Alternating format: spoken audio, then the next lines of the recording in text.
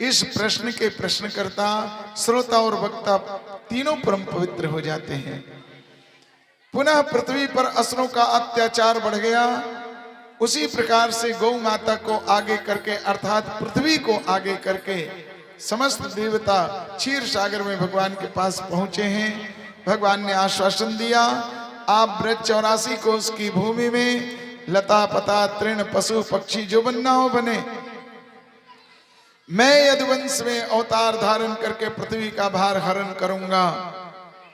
इधर मथुरा नगरी के राजा महाराज उग्रसेन, उनके भाई सूरसेन और उन्हीं के भाई देवक की पुत्री देवकी का विवाह कुमार वसुदेव के साथ संपन्न हुआ। विवाह के पश्चात बहन बहनोई को विदा करने के लिए कंस स्वयं रथ का सारथी बना हुआ चला है। रास्ते में आकाशवाणी हुई, अरे कंस, जिस बहन को तू बड़े प्यार से विदा कर रहा है उसी का 8वां लाल तेरा काल होगा। यह सुनना था।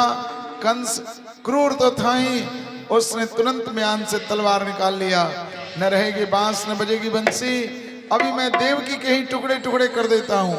अचानक आई हुई विपत्ति को टालने के लिए वसुदेव जी हाथ जोड़कर खड़े हो गए। कहने लगे, युवराज, ये आपकी पुत्री के समान है, इसके हाथों की मेहंदी भी नहीं छूटी, और फिर आपको भय हमारी संतान से है।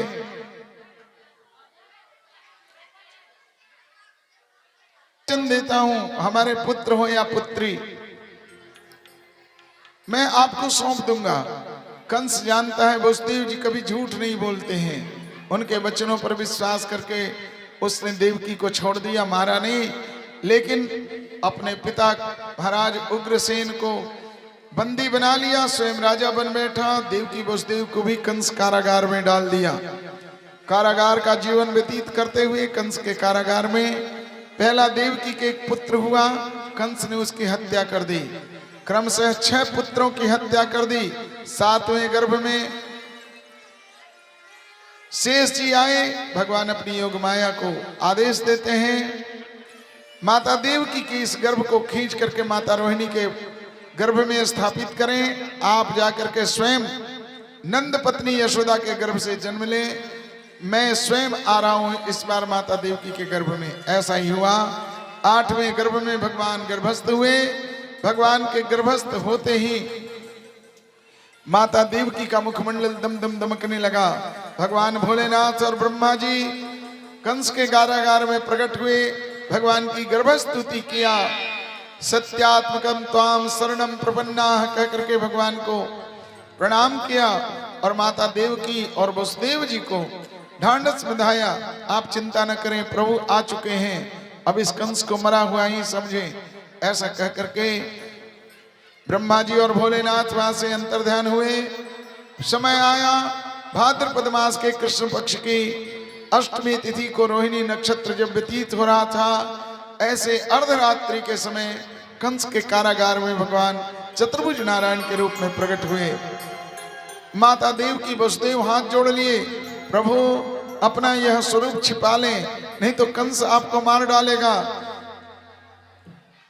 देवकी वसुदेव जी के कहने पर भगवान कहते हैं कि आप चिंता न करें, मैं आ गया हूं, ये मुझे क्या मारेगा, अब इसे मरा हुआ आप समझें। और उसी समय वसुदेव जी से कहते हैं कि आप मुझे अभी अभी जमुना के उस पार गोकुल गांव में नंद भवन में पहुंचा दें। वहां एक कन्या प्रकट हुई है, उस कन्या को आप ले आवें। वसुदेव जी ने कहा, प्रभु मेरे हाथों में हथकड़ियां, पैरों में बेड़ियां लगी हैं, 7 दरवाजे के अंदर जिसमें ताला जड़े हुए हैं, पहरेदार सभी दरवाजे पर खड़े हैं, हम क्या कर सकते हैं। भगवान ने कहा सब ठीक हो जाएगा।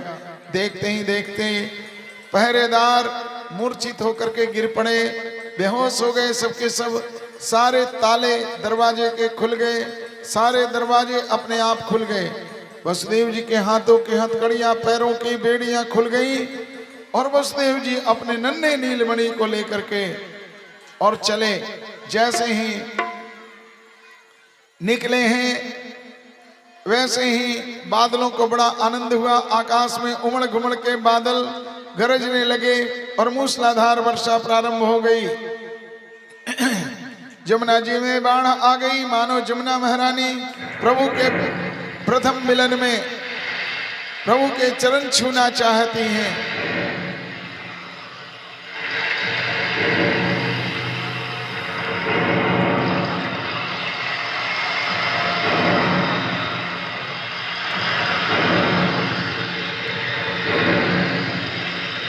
घनघोर वर्षा के बीच वसुदेव जी जाते हैं। अर्धरात्रि के समय अपने नन्हे नीलमणि को यशोदा रानी के बगल में सुलाया, उस कन्या को लेकर के आए।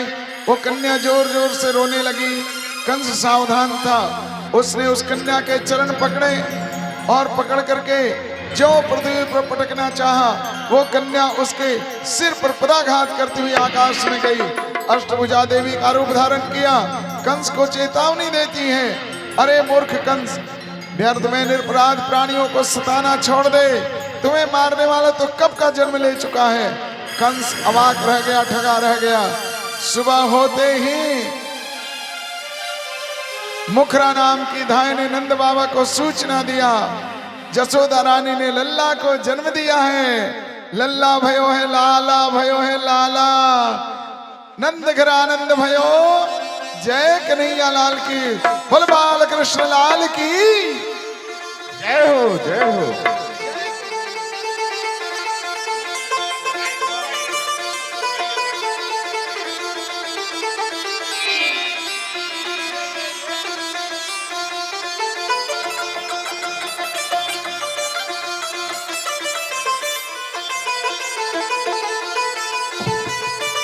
बोल बाल कृष्ण लाल की, बोला यशोदा के लाला की।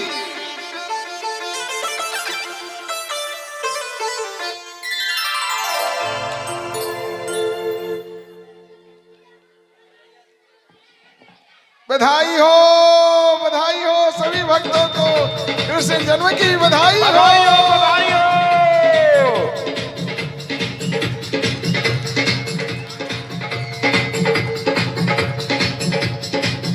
जायो जायो रे यशोदा जी को लाल,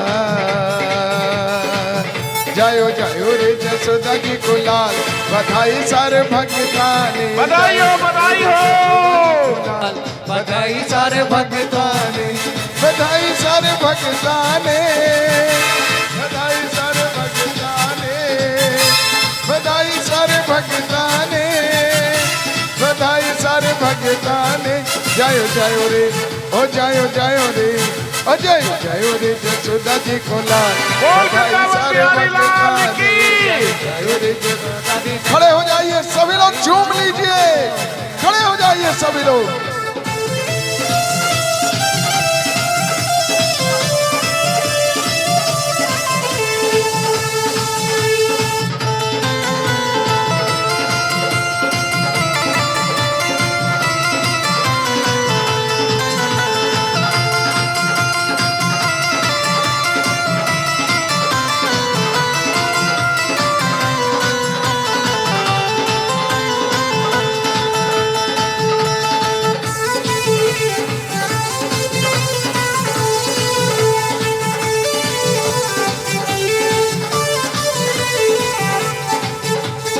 आज यो अंगना